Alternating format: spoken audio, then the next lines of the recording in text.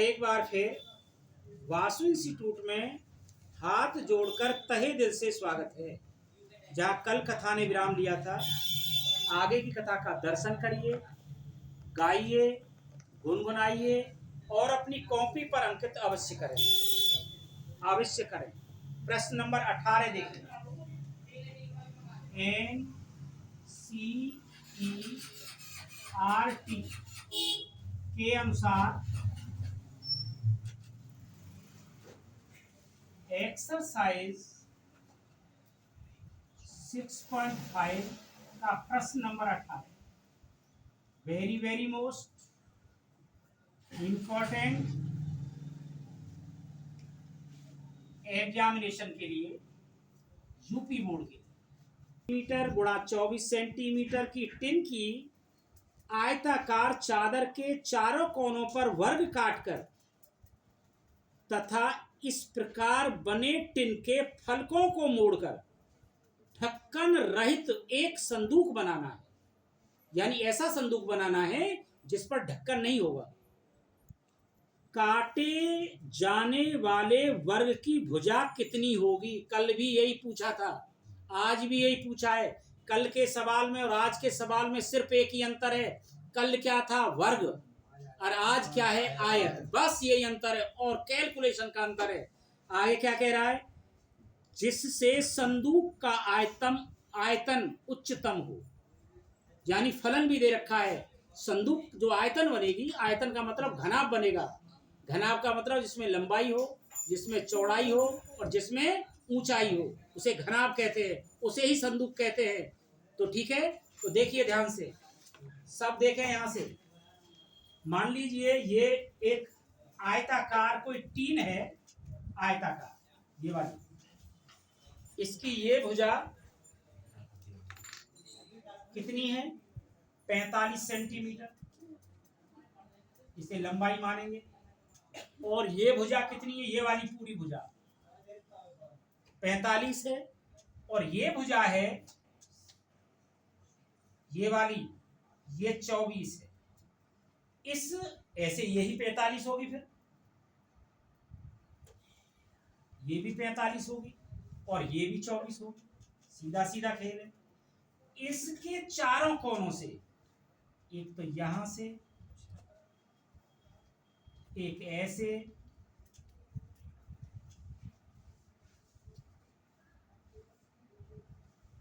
ऐसे, और एक यहां से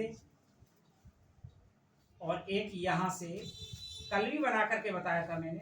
अगर ये काट दिए जाएं तो मैं आपके सामने काट भी रहा हूं, देखो क्या होगा। आज कुछ अलग प्रकार की बनेगी, कल कुछ और अलग प्रकार की बनी थी। ऐसे काट दो उसे, ऐसे वर्ग तो कटेगा नहीं मेरे पे, क्योंकि इतनी तो वो नहीं है, परंतु फिर भी अनुमान है। बस हमें तो थोड़ा प्रैक्टिकल के देखना है। प्रैक्टिकल करके क्या हो जाएगा देखेंगे, कौन कौन बताएगा। कल तो काफी विद्यार्थियों ने गलत बताया था। अब ये वर्ग काट लिए गए हैं, तो क्या हुआ? वर्ग काट लिए। अब ये पोजीशन हो गई इसकी। अब ये पोजीशन होने के बाद में इसे मोड़ लिया, इधर से इसे मोड़ लिया, इसे इधर से मोड़ लिया, इसे इधर से मोड़ लिया और ऐसे खड़ा किया। तो ये देखिए ऐसे करके संदूक बन जाएगा। ये एक आयताकार टिन है। इसकी ये भुजा 45 सेंटीमीटर की है और इसकी ये भुजा 24 सेंटीमीटर की है।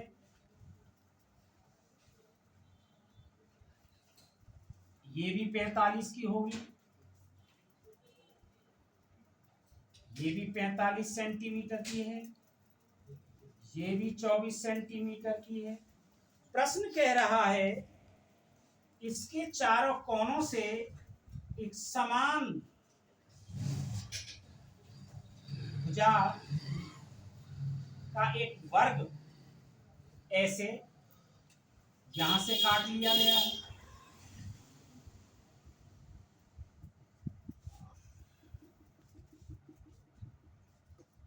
एक ऐसा ही वर्ग यहां से काट लिया गया है,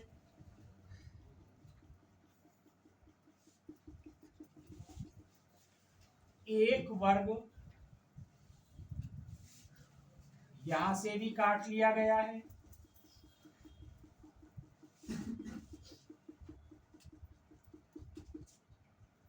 एक वर्ग यहां से भी काट लिया गया है। ये चारों वर्ग जो कोनों से काटे गए हैं इनकी भुजाएं समान हैं। मान लीजिए ये एक्स भुजा का वर्ग काटा गया है, एक्स भुजा का, ये भी एक्स भुजा का वर्ग होगा, ये भी एक्स होगा, ये भी एक्स होगा, ये भी एक्स होगा, ये भी एक्स होगा और ये भी एक्स होगा। सब भुजा एक्स है। मेरा प्रश्न ये है कि ये तो वर्ग काट लिए गए और शेष जो बचा जिससे संदूक बनानी है, ये भुजा ये वाली कितनी रह जाएगी? एक इधर एक्स इधर से कम कर दिया आपने, एक एक्स इधर से, एक्स और एक्स 2x और पूरी थी 45 और 45 में से आपने ये x घटा दी और ये x घटा दी, तो आपका आंसर बिल्कुल सही है 45 माइनस 2x। तो लंबाई बची, बिल्कुल सही है। बात चौड़ाई की करें तो ये चौड़ाई ये वाली कितनी बचेगी? x इधर से गई, x इधर से गई, तो 24 माइनस 2x ये बची। अब देखिए लंबाई भी आ गई, चौड़ाई भी आ गई। अब हमें ऊंचाई लेनी है, ऊंचाई, तो ऊंचाई कितनी आएगी? x आई। ऊंचाई कितनी आएगी? x। तो सब मेरे साथ जीवन जिए और करवाइए।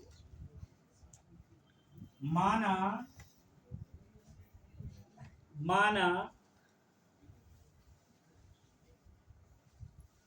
45 सेंटीमीटर गुणा 24 सेंटीमीटर आयताकार टिन के चारों कोनों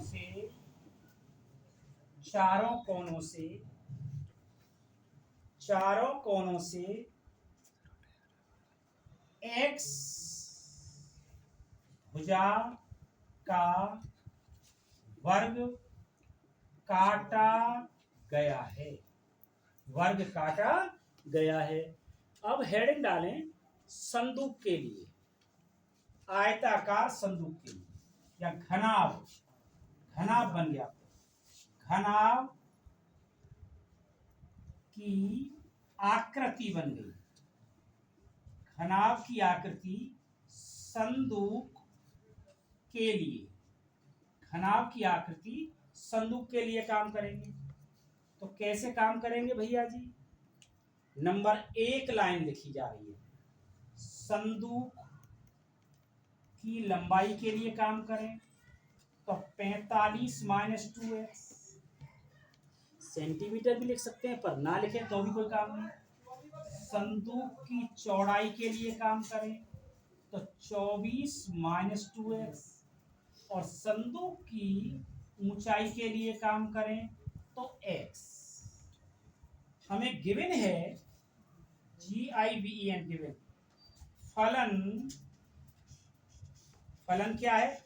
आयतन, संदूक का आयतन, संदूक का आयतन कैसा हो? उच्चतम हो,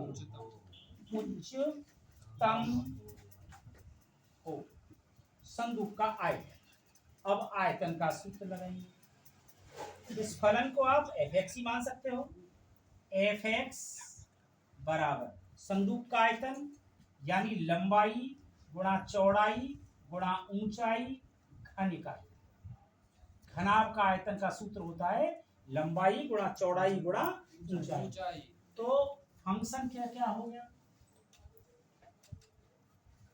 एफ एक्स बराबर लंबाई 45 माइनस 2x, चौड़ाई 24 माइनस 2x, ऊंचाई इंटू एक्स, ये फलन। अब इसमें जीवन जीना है। देखिए कहीं से सरल हो रहा हो तो कर लीजिए, इसमें 2 कॉमन है तो एफ एक्स बराबर 2 कॉमन निकालेंगे तो 2x हो जाएगा। ये 45 माइनस 2x ही रहेगा, तो इसमें 2 का भाग करेंगे तो 12 माइनस 2 बाहर ले लिया कॉमन तो x पता लगा होगा। 2 कॉमन लेकर के x के साथ लगा दिया, x के साथ लगा दिया। अभी तो एक बार फलन करने में भी दिक्कत आएगी, एक बार फलन करने में भी दिक्कत आएगी, इसलिए से ही सही कर लीजिए।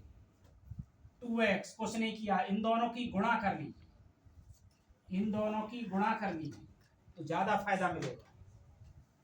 45 में 12 की गुणा तो 12 पंजे 7, 6, 12 चौक 48 और 6 14।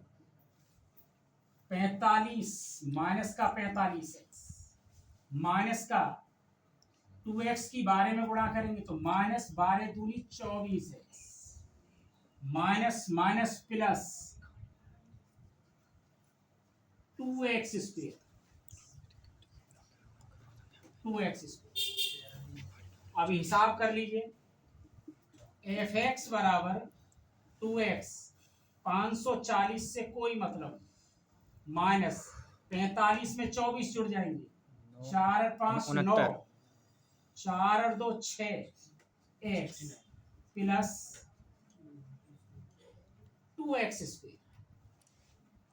2x की भी गुणा कर लीजिए, एफ एक्स बराबर तो 2 की गुणा करेंगे तो 2 0 0, 2 चौक 8, 2 पंजे 10, x लगा देंगे।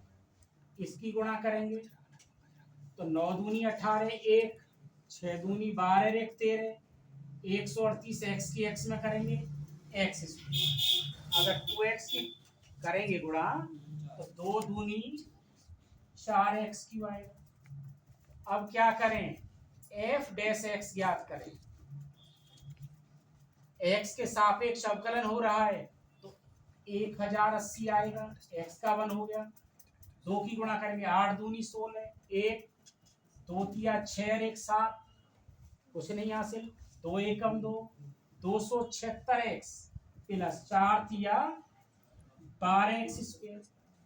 क्रांतिक बिंदु ज्ञात करने के लिए,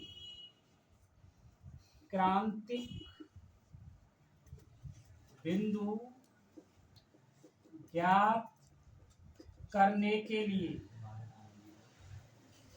क्रांतिक बिंदु ज्ञात करने के लिए तो क्या करें, एफ डैश एक्स बराबर 0 पुट करेंगे तो लिख लें 1080 minus 276x plus 12x square बराबर 0। सीधा करके लिखें 12x स्क्वायर माइनस के 276x प्लस 1080 बराबर 0। देखते हैं 12 अगर कॉमन हो जाता है, 12 दूनी 24 होना चाहिए, एक्स स्क्वायर 12 दूनी 24, 3 12 तिया 36, 23x 12 निम्मा 108 90 बराबर 0। तो 12 तो पल्ली तरफ 0 हो जाएगा। अब 90 के ऐसे गुणनखंड करेंगे 23 आ जाए, 18 पंजे 90, 18 पंजे 90, x square minus 18x minus के 5x प्लस 90 बराबर 0। जोड़ा x common, x minus 18 minus का 5 कॉमन, x माइनस 18 बराबर 0, x माइनस 18 x माइनस 5 बराबर 0। जब x माइनस 18 बराबर 0, x बराबर 18 आ गया, जब x माइनस 5 बराबर 0, x बराबर 5 आ गया, दो बिंदु मिले क्रांतिक 2, अब हमें डिसीजन लेना है कि प्रथम अवकलज विधि ज्यादा बढ़िया रहेगी या द्वितीय अवकलज विधि द्वारा करें। अब डिसीजन लेना है तो एफ डैश को चेक करें, ये है। मैं 2 बार भी अवकलन कर दूं तो कठिन नहीं पड़ेगा, क्योंकि इसका तो 0 हो जाएगा और इसका x का 1 हो जाएगा और उसका 12 दूनी 24। कोई ज्यादा दिक्कत आ नहीं रही, ज्यादा दिक्कत आ नहीं रही। तो क्या करें, एफ डबल डैश एक्स ज्ञात करें। एफ एक्स कहाँ, ये इससे ज्ञात होगा, निशान लगा दिया है मैंने। इसका तो 0 हुआ, माइनस एक्स का 1 हुआ 276 प्लस 2 आगे आ जाएगा 12 दूनी 24 एक्स। अब हम दोनों पॉइंटों पर चेक करेंगे कौन सा पॉइंट हमें आंसर देगा। 8 एक्स बराबर 18 की बात करें पर एफ डबल डैश एक्स यानी एक्स की जगह 18 रखेंगे बराबर एफ डबल डैश, हाँ जी, माइनस का 276 प्लस 24 गुणा एक्स है, एक्स की जगह आएगा 18। तो क्या हुआ, एफ डबल डैश 18 पर माइनस 276 प्लस 18 चौका 52, 18 चौक 72, सॉरी 18 चौक 72, हाँ से लगे 7, 18 दूनी 36 और 36 और 7 43। तो किसका बचेगा, प्लस का बचेगा। यहाँ तो निम्नतम, इस पर तो निम्नतम निकला भैया। यहां पर तो निम्नतम निकला, ये तो आंसर ही नहीं है हमारा, ये तो आंसर ही नहीं है। 8x बराबर 5 पर चेक करें, एफ डबल डैश 5 बराबर इसी में रखेंगे, माइनस का तो 276 आएगा ही आएगा प्लस 24 गुणा 5, एफ डबल डैश 5 बराबर माइनस 276 प्लस 24 पंजे 120, माइनस का हो गया उच्चतम हो गया भैया, उच्चतम का बिंदु है, उच्चतम का बिंदु मिल गया। इसका मतलब क्या हुआ, x बराबर, अब 5 आंसर है, x है क्या, आयताकार टिन के चारों कोनों से काटे गए वर्ग की भुजा आ गई। काटे गए वर्ग की भुजा कितनी होगी, 5 सेंटीमीटर की होगी। क्या की होगी, 5 सेंटीमीटर। प्रश्न number 19, very very very most important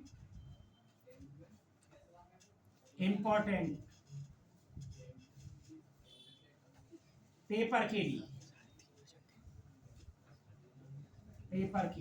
बहुत बढ़िया प्रश्न।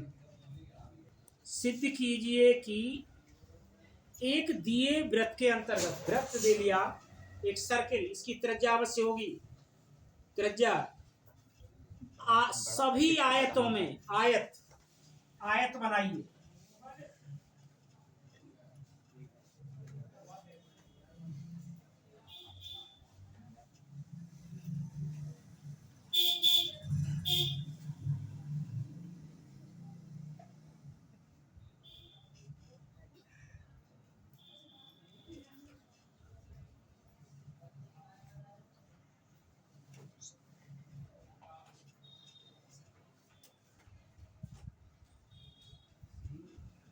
मान लीजिए आयत है, मानना है हमें, कुछ करना थोड़ी है। ए बी सी डी, ये एक आयत है, आयत। फिर दोबारा से, सभी आयतों में वर्ग का क्षेत्रफल उच्चतम होता है। अभी कुछ समझ में नहीं आया होगा, थोड़ा सेट कर लेता हूं पहले मैं। पहले कहा था इसने, सिद्ध कीजिए कि एक दिए गए वृत्त के अंतर्गत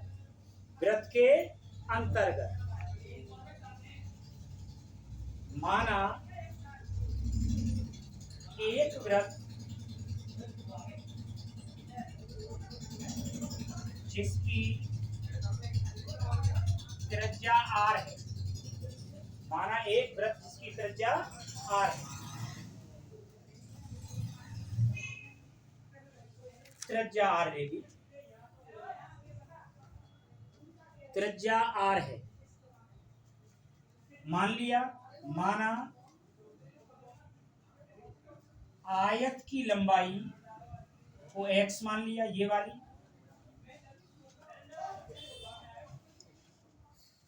माना आयत की चौड़ाई को y मान लिया, यानी ये दूरी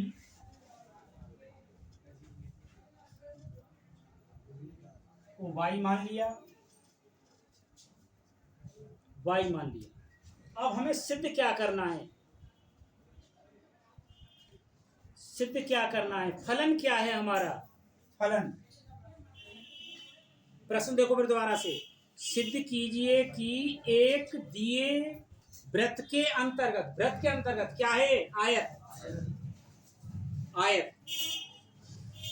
वर्ग का क्षेत्रफल उत्तम होगा। हमें यह सिद्ध करना, जो आयत दे रखा है ये आयत नहीं है, क्या है, वर्ग है, ये सिद्ध करना। जो वृत्त दे रखा है आयत माना है मैंने, और आयत ही है ये, और ये सिद्ध करना कि आयत ना हो करके क्या है, वर्ग है, वर्ग है। तो क्या करें, देखिए मैं एक विकर्ण को मिला रहा हूं,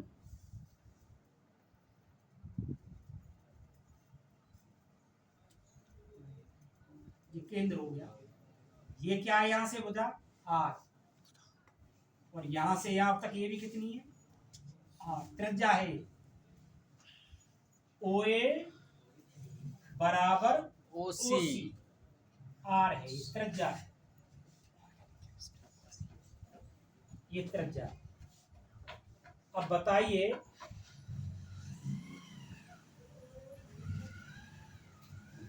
आयत का क्षेत्रफल उच्चतम होगा, ये कह रहा है। आयत में वर्ग, आयत में वर्ग, ये तो आयत रखा है, we know that, we know that, हम जानते हैं लंबाई गुणा चौड़ाई, लंबाई को क्या माना है x, चौड़ाई को क्या माना है y, बस ये दे रखा है। अब बताइए भैया जी, ये फंक्शन है, मान लीजिए f(x), अब ये फलन तो दो में है, ये फलन तो दो में है, और दो में फलन को हम हल नहीं कर सकते, हल तो कर सकते हैं, डिफरेंशिएट तो कर सकते हैं, कर तो कुछ भी सकते हैं, बट लेकिन हमें तो मान कैसे निकालना है। इसका मतलब दो चर राशियों में से हमें एक चर राशि रखनी है, तभी तो प्रश्न हल होगा। तो एक चर राशि के लिए काम हो रहा है। अब इसे समीकरण नंबर 1 मान लिया, अब मुझे एक चर राशि भगानी है, तो कैसे भगाऊंगा, तो तरीके से ही भगा सकता हूं। We know that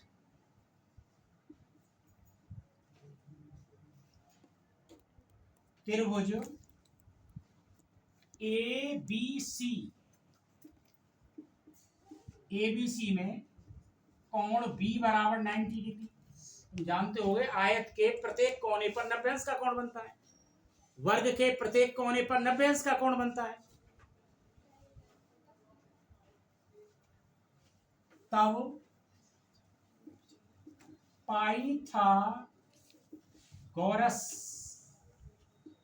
प्रमेय से, पाइथागोरस प्रमेय लगी, सामने की भुजा का वर्ग, सामने की भुजा कोई AC, AB वर्ग प्लस BC वर्ग, यानी AB वर्ग प्लस BC वर्ग बराबर AC वर्ग। AB वर्ग क्या है, x स्क्वायर, BC क्या है वाई स्क्वायर, AC क्या है R और R 2R का होल स्क्वायर। मुझे y की वैल्यू चाहिए, क्या x की वैल्यू चाहिए? दोनों डिफिकल्टी लेवल बराबर है, x की रख लो तो भी डिफिकल्टी लेवल बराबर है, y की रख लो तो भी डिफिकल्टी लेवल बराबर है। x में हम शुरू से फंक्शन अच्छा लगता है हमें, तो y की निकाल लो। वाई स्क्वायर बराबर 4R square minus x square, 4R square minus x square, y बराबर under the root 4R square minus x square, पोटेन वन में रख दीजिए। अब कुछ नहीं हुआ, x into under the root 4R square minus x square. अब मुझे फलन प्राप्त हुआ है, अब काम करेंगे। अभी तक कुछ नहीं किया मैंने, प्रश्न का अभी तक रूपरेखा जमाई है, ये सब ज्ञान है, ज्ञान के आधार पर प्रश्न में ये सब दे रखी थी, मैंने लिख दिया। यहां से प्रश्न अब शुरू होगा, यहां से प्रश्न क्या करेंगे, एफ डैश एक्स ज्ञात करेंगे। एफ डैश एक्स इसे फर्स्ट मानेंगे, इसे सेकंड मानेंगे। First d upon d x under the root 4R square minus x square plus second under root 4R square minus x square d upon d x into x. ध्यान से देखते रहें, F dash x बराबर, इससे कोई मतलब नहीं, इसका मतलब 1/2 4R square minus x square की पावर 1/2, 1/2 आ गया भाई, n-1 यानी 4R square minus x square की पावर 1/2 माइनस 1। दोबारा करेंगे इसका, दोबारा d upon d x 4R square minus x square plus, इससे कोई मतलब नहीं, under root 4R square minus x square गुणा 1, एक्स का 1 होता है। अब सूटेबल लाइन आएगी, अब मैं थोड़ा एक लाइन खाऊंगा, देखते हैं कौन की समझ में आएगी। एक्स बराबर माइनस का 1/2, अंडर रूट में नीचे ले लूंगा, इसका 0, इसका -2x, तो क्या हुआ x इंटू -2x बटे 2 into under the root minus का 1/2 नीचे आकर के प्लस का हो गया, अंडर रूट में चला गया 4R square minus x square plus plus x का 1 under root 4R square minus x square बटे, कुछ हुआ होगा, 2 से 2 गया, लघुत्तम ले लीजिए, एफ डैश एक्स बराबर क्या हुआ, under the root 4R square minus x square, इसमें इसका भाग करेंगे, कैंसिल, एक आया, एक के ऊपर गुणा करेंगे एक्स की एक्स में माइनस एक्स स्क्वायर, 2 से 2 से तो कट गया था, 2 से 2 तो कट गया था, प्लस 1 का भाग करेंगे इतनी बार जाएगा, इसके ऊपर गुणा करेंगे 4R square minus x square. Check करते रहें, किसी को आपत्ति हो तो दर्ज करा सकते हैं, अगर ब्लैक बोर्ड पर से ध्यान हट गया तो जिंदगी में नहीं कर सकते प्रश्न को, फिर आप घूम जाएंगे और आपको पता नहीं लगेगा क्या हुआ। चलिएगा, क्या हुआ, एफ डैश एक्स बराबर माइनस माइनस यानी 4R square minus 2x square, पहले प्लस का लिख लिया फिर माइनस का लिख लिया, बटे under the root 4R square minus x square. Single dash है, डबल डैश नहीं है, यहाँ पर डबल डैश नहीं आएगा अभी। अब क्या लिखेंगे, क्रांतिक बिंदु ज्ञात करने के लिए, क्रांतिक बिंदु ज्ञात करने के लिए एफ डैश x बराबर 0 पुट करेंगे, 4r² माइनस 2x² बटे under the root 4r² minus x² बराबर 0। ये सिस्टम 0 में बदल जाएगा। 4r² माइनस 2x² बराबर 0। तो क्या हुआ, 2r² माइनस x² बराबर 0। तो 2r² माइनस x² बराबर 0। इसे एक ही line, this form may be written as, ऐसे लिख सकते हैं इसे। कैसे, अंडर रूट 2 r का होल स्क्वायर माइनस x का होल स्क्वायर बराबर 0। एक बार जोड़ दो under root 2r plus x, एक बार घटा दो under root 2r minus x बराबर 0। जब under root 2r plus x बराबर 0, तो प्लस का माइनस का हो जाएगा, x बराबर माइनस अंडर रूट 2r। जब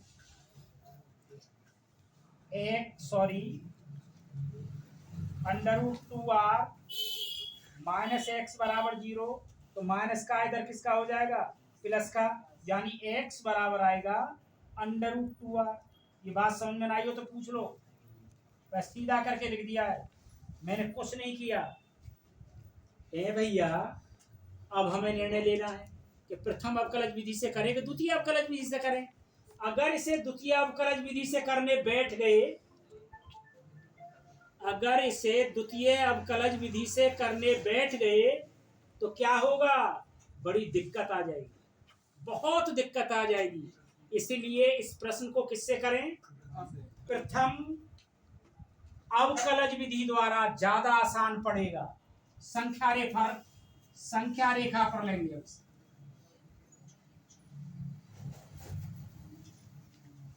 अब इसे संख्या रेखा पर ले रहे हैं, अब इसे संख्या रेखा पर ले रहे हैं। द्वितीय से इरादा छोड़ दिया। क्यों छोड़ दिया, तुमसे भी चर्चा की है मैंने। अगर आपको चर्चा अच्छी नहीं लग रही हो तो करने बैठ जाना, मुझे तो अच्छी लग नहीं रही। द्वितीय बार अवकलन करेंगे इसका, तो मेरा दावा नहीं, मेरा विश्वास है कहीं ना कहीं गलती, मैं ये तो कहता नहीं गलती नहीं करोगे आप, पर गलती होने के चांस बढ़ जाएंगे। इसलिए इसे कहां ले लें, प्रथम अवकलज विधि द्वारा ले लें। लीजिए भैया जी, संख्या रेखा पर लीजिए, दो वैल्यू आई हैं, एक आई है अंडर रूट 2r, एक आई है माइनस अंडर रूट 2r। यहां पर प्लस का लेंगे, यहां पर माइनस का इन्फिनिटिव लेंगे। अब चेक करेंगे, किससे करेंगे, f dash x under root 2r का इक्वल अंडर रूट 2 लो, r का r को छोड़ दीजिए, त्रिज्या है, कांस्टेंट है। हाँ जी, अंडर रूट 2 से बड़ी वैल्यू लीजिए, अंडर रूट 2 से बड़ी 1। हाँ, अंडर रूट 2 से बड़ी अंडर रूट 4 ले लो, अंडर रूट में लेना पड़ेगा ना, अंडर रूट 4 ले लो, यहाँ ले लो। हाँ, अंडर रूट 4 r ले लिया, तो क्या होगा, वर्क करेंगे अंडर रूट हट जाएगा, हैं 4 दूनी 8, माइनस का बच गया, काहे का बच गया, माइनस का बच गया, नेगेटिव। तो सीधी सीधी बात है, यहाँ तो पॉजिटिव आएगा, सीधी सीधी बात है, यहाँ तो पॉजिटिव आएगा, यहाँ पर क्या आएगा फिर नेगेटिव, क्योंकि विषम घात का है, काहे का है, विषम घात का। तो क्या देखा आपने, क्या देखा, क्या देखा आपने बताइए? x बराबर √2r, r भी दे दिया, √2r पर f डैश x का चिन्ह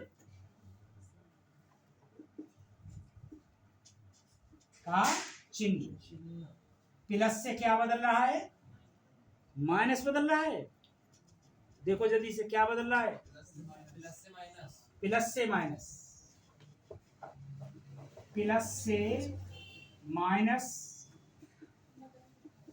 बदल रहा है। इसलिए x बराबर √2 पर स्थानीय उच्चतम का बिंदु है। काय का? उच्चतम का, यानी x बराबर आ गया √2r। अब हमें y का मान निकालना है। समीकरण 1 से x² प्लस y² बराबर 4r²। x की वैल्यू रखो √2r का whole square plus y² 4r², तो हटाएंगे तो 2r², y² बराबर 4r² प्लस का किसका हो जाएगा? माइनस का 4r² माइनस 2r², y² बराबर 4 में से 2 हटाओ 2r², y बराबर √2r², y बराबर क्या हुआ? √2r आ गया। तो क्या देखा आपने? x बराबर y, जितना x की वैल्यू है उतना ही y की वैल्यू है, बराबर कितनी आई? √2r। अतः क्या है? ए बी सी डी एक वर्ग है। क्या है? एक वर्ग है। यही हमें सिद्ध करना था। तरफ से और मेरी व्यासपीठ की तरफ से राधे राधे।